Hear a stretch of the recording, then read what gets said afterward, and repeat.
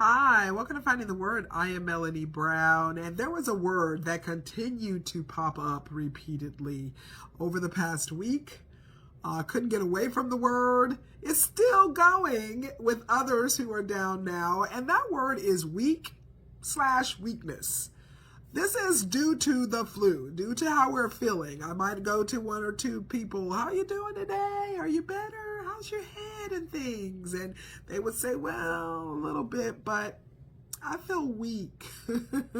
And I was experiencing the same thing. I might try to go down the hallway, couldn't even make it halfway down there without leaning on the ledge or the wall, trying to walk around and just do a few things in the room. And before I know it, I'm plopped back down on the bed and trying to catch my breath and just feeling weak.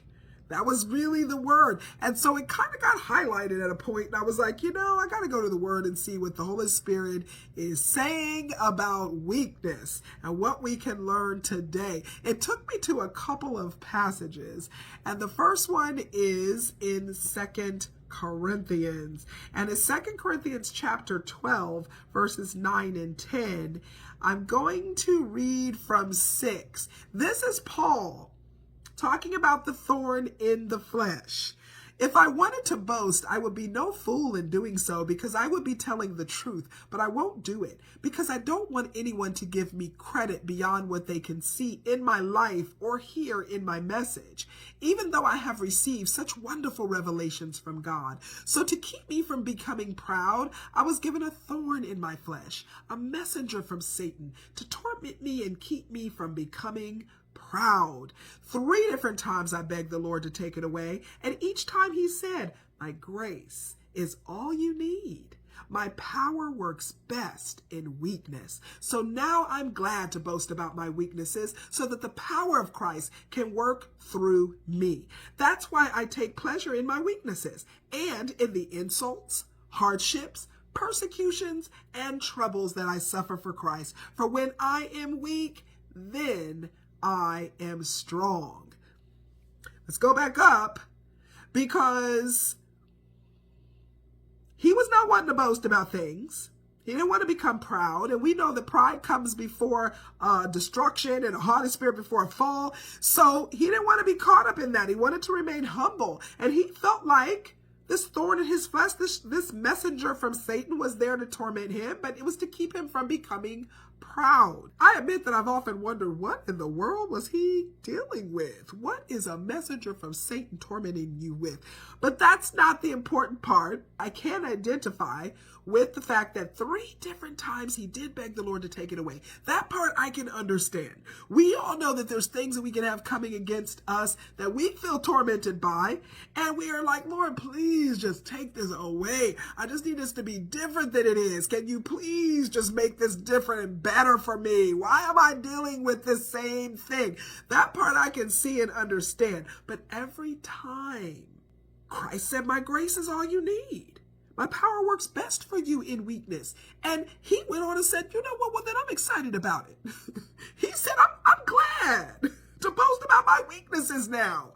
This is the part that I've got to take notes. This is the part that I need to understand better and fully.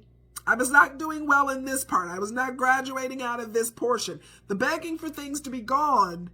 But I'm seeing where he said, you know what? Since this is what you see for me, that I can become strong in my weaknesses, I'm glad. I will take pleasure in my weaknesses. So I'm seeing this. I'm seeing where I've got to grow here. And so it makes you take a look at, all right, well, he's glad because the power of Christ now is working within him.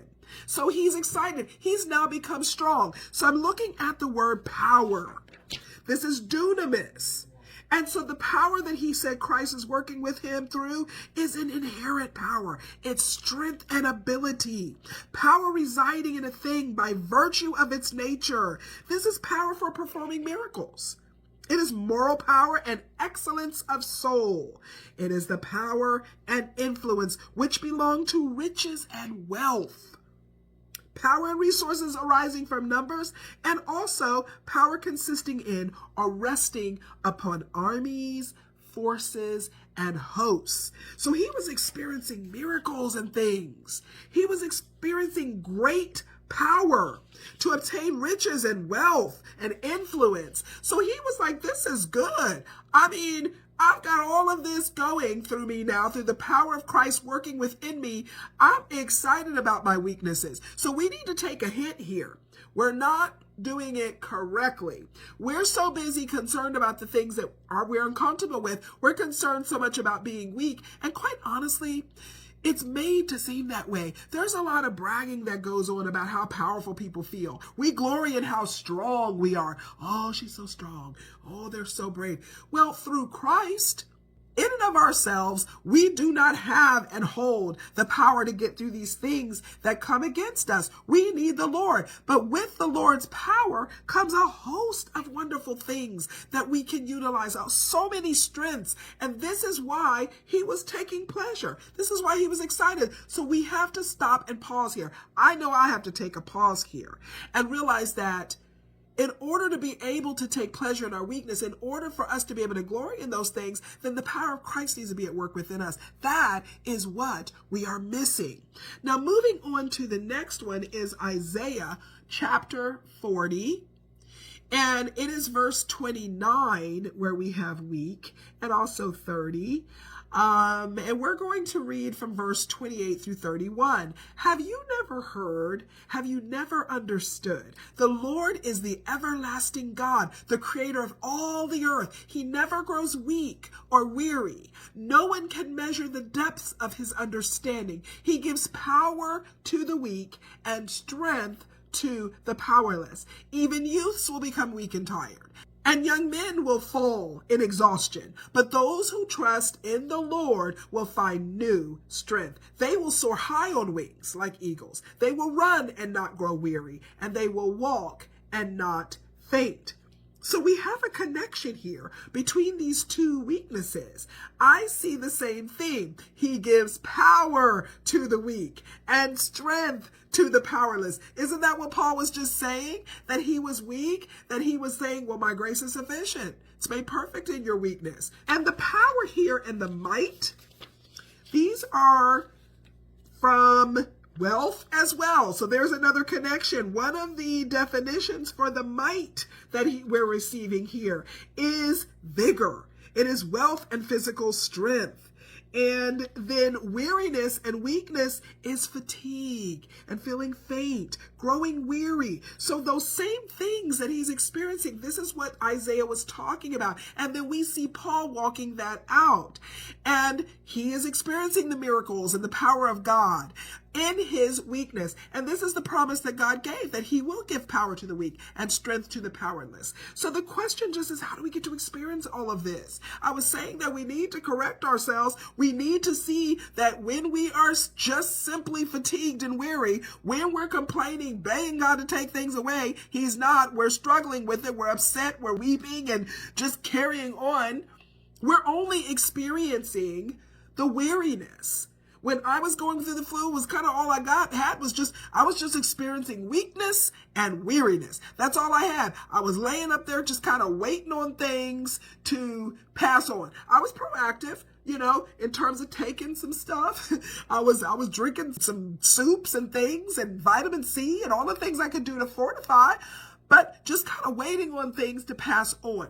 Well, we have to look at how do we also get through. If we're dealing in all of the things that we are struggling with, the persecutions, the hits that we take from the enemy on a day-to-day basis in this earth realm as we are serving Christ, then we stop and say, well, how do we get through this? What things do we need to take? What is our vitamin C and our bok choy soup and the things that we need to fortify? What I see here is verse 31. It says, but those who trust in the Lord will find new strength. And so we've got to stop and say, are we trusting in the Lord?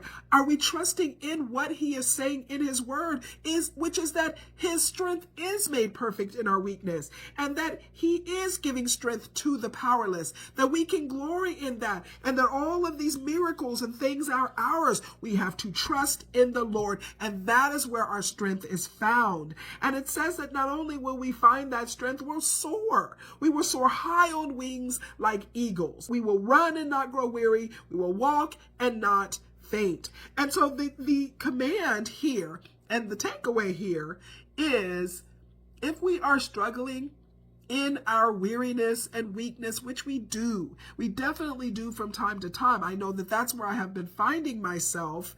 Then I have to look at why I'm dealing with that. We have to look at where we are in our faith and our trust in the Lord. That is how we walk out the power in our lives. That's how we experience the miracles that Paul is referring to. That's how we get to the point where we are rejoicing and we are excited about the weaknesses that we have in our life, because we then know that because of those weaknesses, his strength and his power is made perfect within us. Don't forget to find the word. I will see you tomorrow.